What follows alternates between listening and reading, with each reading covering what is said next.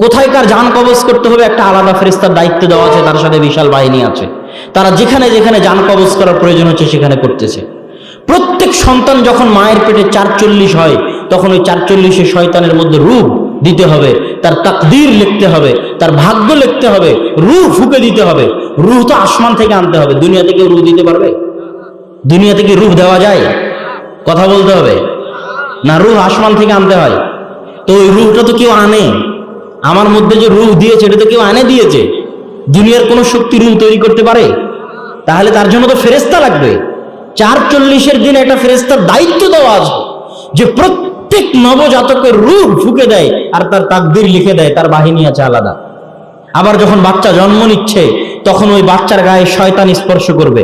রাসূল সাল্লাল্লাহু আলাইহি ওয়াসাল্লাম বলেছেন, মা মিন মাউলুদিন, এমন কোন আদম সন্তান নেই যে জন্মগ্রহণ করেছে ইল্লা ইয়ামাসসুহু শাইতান, আর শয়তান তাকে স্পর্শ করেনি, হাত্তা ইয়াস্তাহিল্লা সারিখান। প্রত্যেক যে নবজাতক নতুন শিশু জন্মের পরে কেঁদে ওঠে, তার কান্দার একটাই কারণ হচ্ছে শয়তানের স্পর্শ। আল্লাহু আকবার। মানে আমাদের সবার সাথে শয়তানের স্পর্শ আছে জন্মের পরে। কে কে নাই? ইল্লা মারিয়াম ওয়া ইবনুহু ঈসা, একমাত্র মারিয়াম আর ঈসাকে শয়তান স্পর্শ করেনি, বাকি আমি মুহাম্মদ, আমাকেও শয়তান স্পর্শ করেছে। প্রত্যেক মানুষের সাথে সর্বদা দুইজন বন্ধু আছে, কারিনান। জন্মের পর থেকে দুইটা বন্ধু, কারিনুম মিনাল মালায়েকা ওয়া কারিনুম মিনাশ শাইতান। প্রত্যেক মানুষের সাথে দুইটা বন্ধু আছে, একটা শয়তান, একটা ফেরেশতা। আপনার অন্তরে প্রত্যেক যে খারাপ কাজের আগ্রহ জাগে, এটা আপনার নয়, এটা শয়তানের দেওয়া।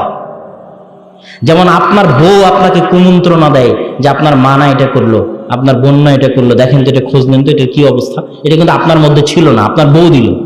তো প্রত্যেক আপনার অন্তরে যে খারাপ কাজের আগ্রহ জাগে, এটা আপনার অন্তরে কে দেয়? কথা বলতে হবে, কে দেয়? শয়তান দেয়। শয়তান বাস্তবে আছে, রিয়ালে আছে, কথায় কথায় পদে পদে। কোরআন খুলবেন আর শয়তান বের হবে, কোরআন খুলবেন আর শয়তান বের হবে। কোরআনের পাতায় পাতায় শয়তানের কথা বলা আছে, ইন্নাশ শাইতানা লাকুম আদুউম মুবিন। তোমাদের সবচেয়ে বড় শত্রু, তোমাদের মহান শত্রু, যে তোমার জমি চুরি করে নিয়েছে, জমি জোর করে দখল করেছেও নয়, যে তোমার 10 টাকা মেরে খেয়েছেও নয়, যে তোমার ভোট চুরি করেছেও নয়, যে তোমার ক্ষমতা দখল করেছেও নয়, যে তোমার পদ দখল করেছেও নয়, যে তোমার টাকা মেরে খেয়েছেও নয়, যে তোমার গীবত করেও নয়, যে তোমার নামে অপবাদ দেয়ও নয়। তোমার সবচেয়ে বড় শত্রু হচ্ছে শয়তান, যে তোমাকে আল্লাহর রাস্তা থেকে দূরে সরিয়ে নেয়। পুরো কোরআন খোলেন, প্রত্যেক পৃষ্ঠায় পৃষ্ঠায় আল্লাহ বলেছে সবচেয়ে বড় শত্রু হচ্ছে শয়তান। ফজরের সময় যখন আপনি ঘুমিয়ে থাকেন, তখন শয়তান আপনার কাঁধের কাছে এসে 3টে গিট দেয় আর আপনাকে বলে, নাম নাম ইন্নাল লাইলা তাবিলা, ঘুমাও, রাত অনেক লম্বা। লম্বা সফরে 60 বছরের দুনিয়ায় থাকা তেমন, কিন্তু মানুষ এটা বুঝে না। মানুষ মনে করে এই 60 বছরের জীবনই প্রকৃত জীবন, এই 60 বছরের জীবনই শেষ জীবন, এই 60 বছরের অর্জনই সব অর্জন, আর এই 60 বছরের ব্যর্থতাই সব ব্যর্থতা। কিন্তু আল্লাহ সুবহানাহু ওয়া তাআলা কোরআন মাজিদে বলছেন, ফামান যুহজিআ আনিন নার ওয়া উদখিলাল জান্নাহ ফাকাদ ফাজ। দর্শন দুনিয়ার মানুষ, দুনিয়ার ব্যবসা আসল ব্যবসা নয়, দুনিয়ার ব্যবসায় লাভবান হওয়া আসল লাভবান হওয়া নয়। আসল ব্যবসা আল্লাহর সাথে ব্যবসা। আসল ব্যবসা কার সাথে ব্যবসা? আল্লাহর সাথে ব্যবসা। আসল লাভ আল্লাহর সাথে ব্যবসায় লাভবান হওয়া।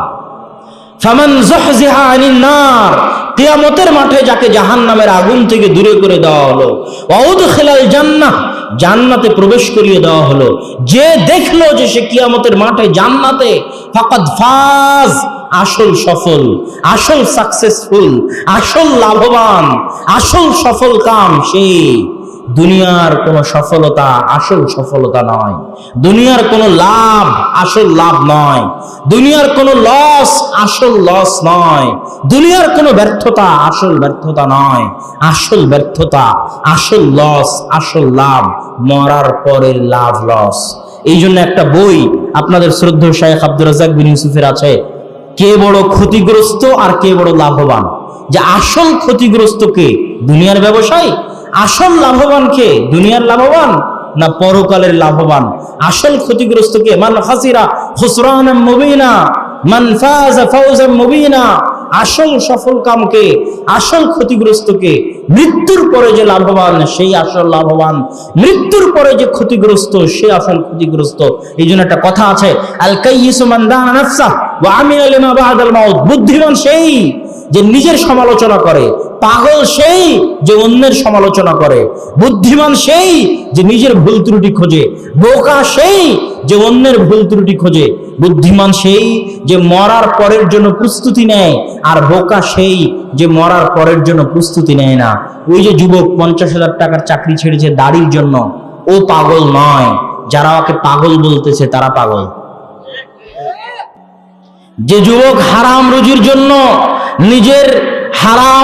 জন্য নিজের ঈমান বিক্রি করে দিয়েছে, ওকে যারা বুদ্ধিমান বলতেছে, চালাক বলতেছে, ওরা বুদ্ধিমান চালাক নয়। বুদ্ধিমান চালাক ওরাই যারা দুনিয়া বিসর্জন দিয়েছে কিন্তু ঈমান বিসর্জন দেয়নি।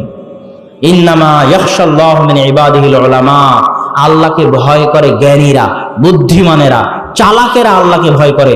বোকা গর্ধব গাধারা আল্লাহকে ভয় করে না। এরা মনে করে এই দুনিয়ায় শেষ, তখন মরার পরে বিপদে পড়ে যায়, মরার পরে গিয়ে দেখে বিপদ। আর বুদ্ধিমানেরা মনে করে না এই দুনিয়া শেষ নয়, অবশ্যই হতে পারে না, পরকালে কিছু আছে, অতএব আমাকে সজাগ হয়ে চলতে হবে, অতএব হালাল পন্থায় জীবনযাপন করতে হবে। ও হারাম পন্থায় যা যা পেয়েছে আমার হালাল পন্থায় তাই পাওয়া সম্ভব। ও হারাম পন্থায় 10টা মেয়ের সাথে সম্পর্ক করেছে, আমি হালাল পন্থায় 1টা থেকে 4টা মেয়েকে বিবাহ করেছি, বিষয় একই, মজা আনন্দ একই, কোনো পার্থক্য নাই। ও হারাম পন্থায় 10 তলা বিল্ডিং বানিয়েছে, আমি হালাল পন্থায় 1 তলা বানিয়েছি, কোনো পার্থক্য নাই। ও হারাম পন্থায় পোলাও বিরিয়ানি কোরমা খেয়েছে, আমি হালাল পন্থায় পান্তা ভাত আর আলু ভর্তা খেয়েছি, হয়তো মাসে একদিন গোস্ত খেয়েছি, কোনো পার্থক্য নাই। ওরও জীবন চলে গেছে, আমারও জীবন চলে গেছে, কিন্তু মরার পরে ও বিপদে আর আমি লাভে আছি। সুতরাং বুদ্ধিমান আমি, আর ও বোকা, ও পাগল, ও বুঝতে পারেনি, জীবনের হাকিকত সম্পর্কের জ্ঞান নাই, দুনিয়ার বাস্তবতা সম্পর্কের জ্ঞান নাই, আল্লাহর অস্তিত্ব সম্পর্কের জ্ঞান নাই, জান্নাত জাহান্নাম সম্পর্কের জ্ঞান নাই, পরকাল সম্পর্কের জ্ঞান নাই, কিয়ামত সম্পর্কের জ্ঞান নাই। বিচার হতেই হবে। এত বড় বিশাল পৃথিবী আল্লাহ এমনি সৃষ্টি করেনি।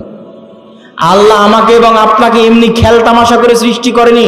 এত বড় বিশাল প্রোগ্রামের যদি নিয়ন্ত্রণ থাকে, এই ছোট্ট একটা প্রোগ্রামের যদি নিয়ন্ত্রণ থাকে, বাংলাদেশের সংসদ ভবনের একটা ছোট্ট অনুষ্ঠানের যদি নিয়ন্ত্রণ থাকে, টাইম টেবিল থাকে, কয়টা থেকে কয়টা পর্যন্ত থাকে, তো এই বিশাল পৃথিবী আল্লাহ চালাবেন, কোনো টাইম টেবিল থাকবে না, কোনো নিয়ম কানুন থাকবে না।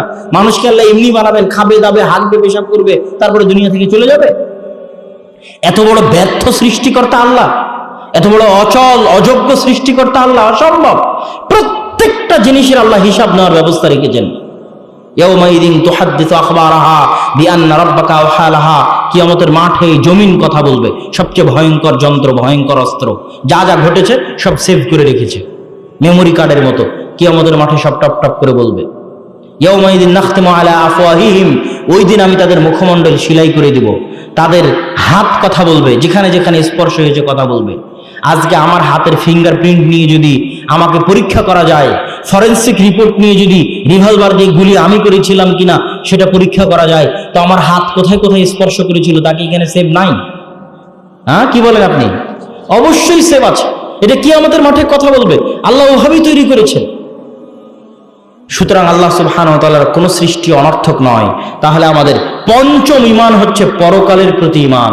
ষষ্ঠ ঈমান আল কদর বিখাইরিহি ওয়া শাররিহি, তাকদীরের ভালো মন্দ। এটা এমন একটা জটিল বিশ্বাস যেটা মানুষকে আত্মিক শান্তি দিতে পারে, মানুষকে আত্মহত্যা থেকে বাঁচাতে পারে, মানুষকে চিন্তা থেকে বাঁচাতে পারে, মানুষকে টেনশন থেকে বাঁচাতে পারে, মানুষকে রাত্রে আরামের ঘুম দিতে পারে। আপনি রাত্রে আরামে ঘুম পেতে চান, টেনশন মুক্ত থাকতে চান, চিন্তা দুশ্চিন্তা মুক্ত থাকতে চান, কোনোদিন যাতে আপনাকে আত্মহত্যা করা না লাগে সেটা ভাবতে চান, কোনোদিন যাতে আফসোস করা না লাগে সেটা পেতে চান, তাহলে আপনাকে কিসের উপর বিশ্বাস রাখতে হবে? তাকদীরের প্রতি বিশ্বাস রাখতে হবে। তাকদীরের প্রতি বিশ্বাস ছাড়া মানুষ চলতে পারবে না। মানুষ দুর্বল। ইন্নাল ইনসানা খুলিকা হালুআ, দুর্বল করে সৃষ্টি করা হয়েছে। আর তাকদীরের উপর বিশ্বাস এমন জটিল, এমন কঠিন, যেটার প্রতি বিশ্বাস ছাড়া উহুদ পাহাড়ের সমান স্বর্ণ যদি কেউ দান করে, আর ওই দান আল্লাহর দরবারে কবুল হবে না, হবে না, হবে না। আর করোনা ভাইরাসের মধ্যে মানুষের তাকদীরের প্রতি বিশ্বাস দুর্বল হয়ে গেছে, হয়নি? না জোরে ঠিক বলছেন না? যে না ভুল বললাম? যার করোনা হয়ে যাওয়ার হাতের সাথে হাত লাগালে আমারও করোনা।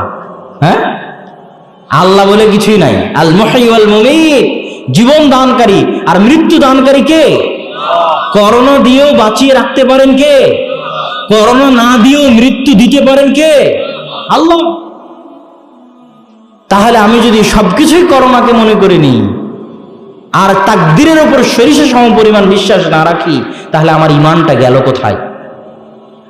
তাহলে করোনার এখান থেকে আপনাদের শিক্ষা নিতে হবে, ভবিষ্যতে যা কিছু ঘটবে সবকিছুর ক্ষেত্রে বলতে হবে ইদা আসাবাতহুম মুসিবাহ ক্বালু ইন্না লিল্লাহি ওয়া ইন্না ইলাইহি রাজিউন।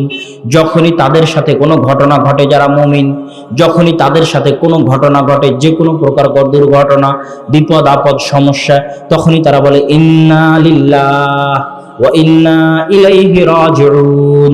আমি আর আমার যা কিছু আছে সবই আল্লাহর।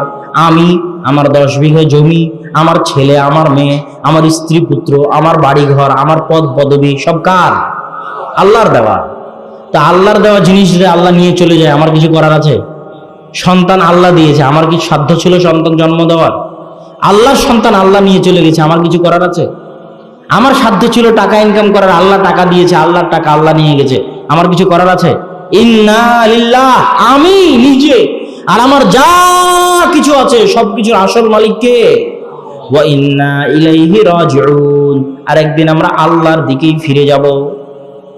তাহলে যখনই আপনি এটা বলতে পারবেন, তখন দুনিয়ার কোনো বিপদ আর বিপদ থাকবে না, দুনিয়ার কোনো সমস্যার সমস্যা থাকবে না। সব বিপদ, সব সমস্যা আপনি মোকাবেলা করতে পারবেন আল্লাহর ভরসায়, আল্লাহর দয়ায়, আল্লাহর প্রতি ঈমান রেখে, আল্লাহর প্রতি আস্থা রেখে, তাকদীরের প্রতি বিশ্বাস রেখে। এখন মানুষ বলে তাকদীরে যদি জাহান্নাম লেখা থাকে তাহলে আমল করে লাভ কি? তাকদীরে যদি জান্নাত লেখা থাকে তা আমল করে লাভ কি? বলে না? তাকদীরে যদি আমার ফকির লেখা থাকে তোমার কাজ করে লাভ কি? বিষয়টা কিন্তু এটা নয়। বিষয় হচ্ছে কি? তাকদীর আল্লাহর জ্ঞান। তাকদীর আল্লাহর কি জিনিসটা বুঝতে হবে। তাকদীর আল্লাহর কি বলেন তো? ইলমুল্লাহ, আল্লাহর জ্ঞান হচ্ছে আল্লাহর তাকদীর। আল্লাহর জ্ঞান হচ্ছে তাকদীর। আল্লাহ জানেন যে আমি এটা করব, এটা হচ্ছে তাকদীর, কিন্তু আমি করব স্বেচ্ছায়। কিন্তু আল্লাহর জ্ঞানের গভীরতা, আল্লাহর জ্ঞানের বিশালতা, আল্লাহর জ্ঞানের প্রশস্ততা এত বেশি যে বান্দা কি করবে এটাও আল্লাহ জানে। আজ থেকে 500 বছর পর কি ঘটবে এটাও আল্লাহ জানে, 1000 বছর পর কি ঘটবে সেটাও আল্লাহ জানে। এটা আল্লাহর জ্ঞানের গভীরতা। কিন্তু আল্লাহর জানার জন্য ওটা ঘটতে বাধ্য নয়, ওটা স্বেচ্ছায় ঘটবে। আমি আপনি স্বেচ্ছাতেই নেকি করব, স্বেচ্ছাতেই গুনাহ করব, কিন্তু আমি যে গুনাহ করব, নেকি করব, এটা কে জানে? আল্লাহ সুবহানাহু ওয়া তাআলা জানে। এটা হচ্ছে তাকদীর। এই তাকদীরের প্রতি আমাদের মজবুত বিশ্বাস থাকতে হবে, আমাদের ছেলে মেয়েদের মজবুত বিশ্বাস থাকতে হবে। তাহলে এই যে 6টা বিষয়ের প্রতি আপনাদেরকে ঈমান এর আলোচনা করলাম, এই 6টা বিষয়ের প্রতি যদি কারো সরিষা সমপরিমাণ সন্দেহ থাকে, সে কি মুমিন না কাফের? জোরে বলতে হবে, কি কাফের। সরিষা সমপরিমাণ সন্দেহ থাকলে সে কাফের। তাকদীরের প্রতি সন্দেহ থাকলে, পরকালের প্রতি সন্দেহ থাকলে, আল্লাহর অস্তিত্ব, নাম, গুণাবলীর প্রতি সন্দেহ থাকলে, আল্লাহর উলুহিয়াতে সন্দেহ থাকলে, আল্লাহর উলুহিয়াতে সন্দেহ মানে শিরক। শিরক শব্দের অর্থ হচ্ছে শেয়ার করা, ভাগ করা। ভাগ করা বুঝেন? আপনারা শেয়ারে ব্যবসা করেন না? শরিকানার ব্যবসা করেন না? করেন না? মানুষ করে না? করে না? করে। তো শেয়ারের ব্যবসা, শরিকানার ব্যবসা যেমন ভাগ করে করা হয়, যে আমার 500 তোমার 500 টাকা, শিরক তেমন ভাগ করা। আল্লাহর সাথে ব্যবসাকে ভাগ করা, আল্লাহর উলুহিয়তকে ভাগ করা, আল্লাহর দাসত্বকে ভাগ করা। আপনার স্ত্রী আপনার খায়, আপনার পরে, আপনার বাড়িতে থাকে, আর ভালোবাসা যদি ভাগ করে, যে কিছু ভালোবাসা আপনাকে দিল আর কিছু ভালোবাসা আর একটা ছেলেকে দিল, কেমন লাগবে? হ্যাঁ, এটা কি ভালোবাসা ভাগ করাটা আপনি সহ্য করবেন? এটার নাম শিরক। আপনার স্ত্রী আপনার ভালোবাসায় শিরক করতেছে। কথা মনে হয় বুঝাতে পারিনি, না বুঝাতে পারলে আমি ব্যর্থ। এবার আপনি বান্দা আল্লাহর, আপনার সৃষ্টিকর্তা আল্লাহর, জমিনে চলেন আল্লাহর, খান আল্লাহর, আসমান আল্লাহর, বৃষ্টি আল্লাহর, পানি আল্লাহর, সবকিছু আল্লাহর, কিন্তু চাওয়ার বেলায় বলতেছেন অমুক বাবার ওসিলায়। হ্যাঁ, নাউযুবিল্লাহ। চাওয়ার বেলায় চলে যাচ্ছেন অমুক বাবার দরবারে, সিজদা করার বেলায় চলে যাচ্ছেন কোন কবরে, বলতেছেন ইয়া আলী মাদাদ, আলী রাদিয়াল্লাহু তাআলা আপনি সাহায্য করেন। সাহায্য কি আলী রাদিয়াল্লাহু তাআলা করবে না কে করবে? আল্লাহ করবে। তাহলে এই যে আপনি আল্লাহর উলুহিয়াতে শিরক করতেছেন, এটাকে আল্লাহ বরদাস্ত করবে?